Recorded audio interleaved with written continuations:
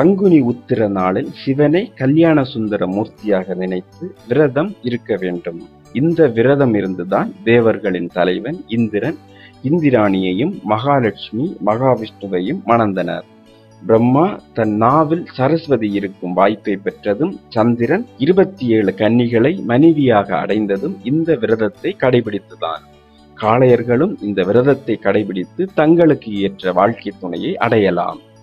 பங்குனி உத்திர நன்னாளின் சிறப்பு மற்றும் பங்குனி உத்திர நாளில் நிகழ்ந்தவை. காஞ்சியில் காமாட்சி அம்மன் ஆற்று மணலை சிவலிங்கமாக பிடித்து வழிபட்டு சிவனின் அருளை பெற்றது. மதுரையில் மீனாட்சி சுந்தரேஸ்வரர் திருமணம் நடந்தது. ராமர் சீதையை மணந்தது. லட்சுமணன் சத்ருகன் ஆகியோருக்கும் திருமணம் நடந்தது.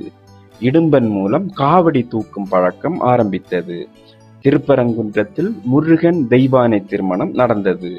ஆண்டாள் ரங்கமன்னார் திருமணம் நடந்தது. அர்ஜுனன் பிறந்தது. தர்மசாஸ்தாவான சபரிமலை ஐயப்பன் பிறந்தது. சிவனின் தவத்தை கலைக்க நினைத்த மன்மதனை சிவன் எரித்த நாள். ரதியின் பிரார்த்தனைக்கு இணங்க மன்மதனை சிவன் உயிர்ப்பித்த நாளும் இதுதான்.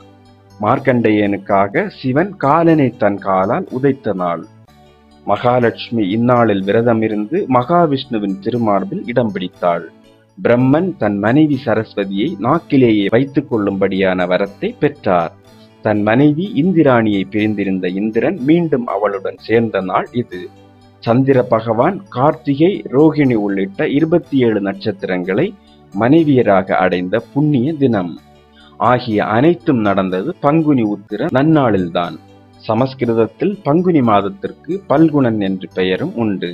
பக்தியுள்ள கணவர் கிடைக்க தட்சனின் மகளாக பிறந்ததற்காக வெட்கம் கொண்ட தாட்சாயணி மலையரசன் இமயவானின் மகளாக பிறந்து பார்வதி என்ற பெயரில் சிவனை வேண்டி கடும் தவம் இருந்தாள். அப்போது சிவன் தட்சிணாமூர்த்தியாக யோகத்தில் இருந்தார். இதனால் உலகில் அசுரர்கள் பெருகி தேவர்களை துன்புறுத்தினர். எனவே தேவர்கள் மன்மதனின் உதவியுடன் சிவனது தவத்தை கலைத்தனர். அசுரர்கள் தங்களை கொடுமைப்படுத்துவதை பற்றி கூறினர். சிவன் தகுந்த காலத்தில் பார்வதி தேவியை மணம் செய்து கொண்டு சூரர்களை வதம் செய்ய குமரன் ஒருவனை படைப்பதாக கூறினார். பார்வதியின் தவத்தில் மகிழ்ந்த சிவன் ஒரு பங்குனி உத்திரத்தன்று அவளுக்கு காட்சி தந்து திருமணம் செய்து கொண்டார். இன்று அனுஷ்டிக்கும் விரதத்தை திருமண விரதம் என்பர். இந்நாளில் தம்பதியர் விரதம் இருந்து சிவன் அம்பாளுக்கு அபிஷேகம் செய்து நீண்ட நாள் ஒற்றுமையுடன் வாழ அவரது அருளை பெறலாம். திருமணமாகாத பெண்கள் இந்த விரதத்தை அனுஷ்டித்தால் பக்தியுள்ள கணவர் கிடைப்பார் என்பது ஐதீகம். கைலாயத்தில் ஒரு நாள் பார்வதி தேவிக்கு பிரணவ உபதேசம் செய்து கொண்டிருந்தார் சிவன். தாயின் மடியில் இருந்த முருகனும் அம்மந்திரத்தை கேட்டுவிட்டார். குரு மூலமாக தெரிந்து கொள்ள வேண்டியதை மறைமுகமாக கேட்டதால் முருகனுக்கு பாவம் ஏற்பட்டது. ஓம் என்ற பிரணவ மந்திரத்தின் சொரூபமாக முருகன் இருந்தாலும் உலக நியதிக்கு கட்டுப்பட வேண்டும் என்ற முறையில் தனக்கு ஏற்பட்ட பாவம் நீங்க முருகப்பெருமான் பூலோகத்தில் உள்ள குன்றில் தவத்தில் ஆழ்ந்தார். பிள்ளையின் தவத்தை கண்டு ஈசன் ஆனந்தம் கொண்டார். பரம்பொருளான இறைவன் காட்சியளித்த குன்று என்பதால் அம்மலை பரங்குன்றி என்றாகி திரு என்ற அடைமொழியுடன் திருப்பரங்குன்று ஆனது. தமிழகத்தை ஆண்ட மூவேந்தர்களும் ஒற்றுமையுடன் இங்கு வந்து வழிபட்ட செய்தி சுந்தரர் தேவாரத்தில் இடம்பெற்று உள்ளது. பிரமோற்சவம் பங்குனியில் 10 நாட்கள் நடக்கும். திருச்செந்தூரில் சூரசம்காரம் செய்த முருகபெருமானுக்கு இந்திரன் தன் மகள் தெய்வானையை வெற்றி பரிசாக அளித்து திருமணம் நடத்தி வைத்த இடம் இதுவே.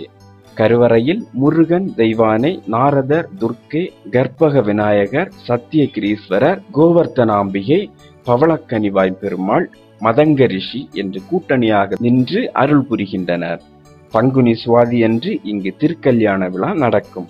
மணவிழாவில் கலந்து கொள்ள மதுரையிலிருந்து மீனாட்சி சொக்கநாதர் திருப்பரங்குன்றம் எழுந்தருள்வர். மேலும் வீடியோக்களுக்கு சேனலை சப்ஸ்கிரைப் செய்யுங்கள்.